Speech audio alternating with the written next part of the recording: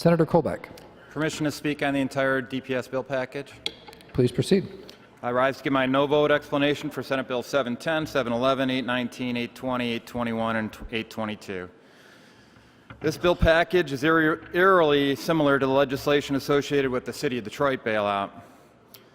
The package worked out well for the City of Detroit at the expense of other communities, such as those in my district, which have had to make tough choices and difficult decisions. The bailout package for DPS features $72 million from other intricately woven funding sources that could otherwise be distributed to other school districts. If this, that's $72 million that will not be distributed to the districts in my community. If it's available for DPS, why isn't it available for others? It equates to roughly $20 per pupil that could have been put towards other school districts.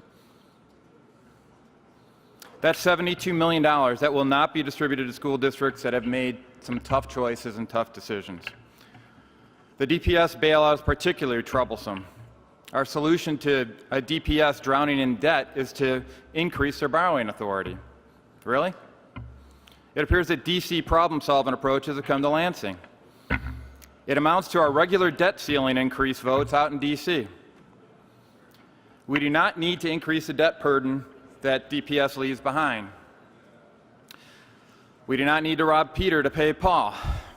There is a way to fix the DPS debt crisis without increasing debt or unfairly keeping available funds diverted away from other school districts.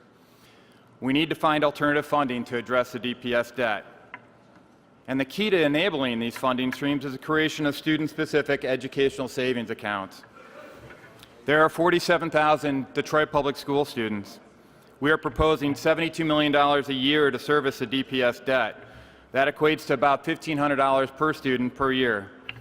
We need to find third-party funding options that provide over $1,500 per student per year. So where can we look for such a solution? Look no further than the City of Detroit. There are schools today in Detroit that promote work-study programs where employers contribute to the tuition of high school students. In addition to funding students, students graduate with invaluable work experience. There are also loyalty programs that are already being monetized on an ad hoc basis that could be used to supplement foundation allowance contributions for each student. All told, using existing programs that work in some Detroit schools today, an extra $3,000 could be made available for students. That is double the $1,500 needed for debt service. We need to stop going back to the old playbook that rewards bad behavior at the expense of those making tough, responsible choices. It is for this reason that I'm voting no on this package of bills, and I'd like my remarks added to the journal, please. That is your constitutional right. The remarks will be added to the journal as your no vote explanation.